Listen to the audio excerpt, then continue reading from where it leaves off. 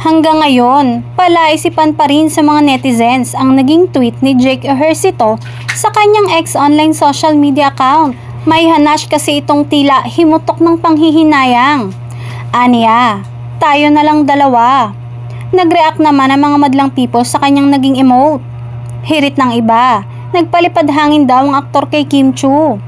Si Kim kasi ang naging leading lady niya sa kanyang fit check serye, Confessions of an Ukay Queen.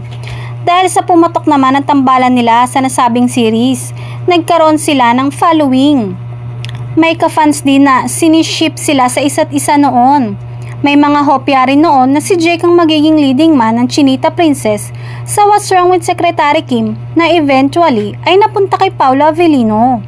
Ayon naman sa aktor, hindi niya dinamdam kung napunta man ang nasabing role kay Paolo sa isang panayam.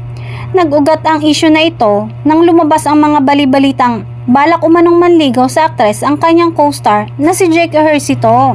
Marami naman sa mga netizens ang nagsasabi na kung maging handa naman si Kim Chiu na makipagrelasyon ulit, ay hindi na rin naman masama kung si Jake Ejercito ang kanyang magiging nobyo.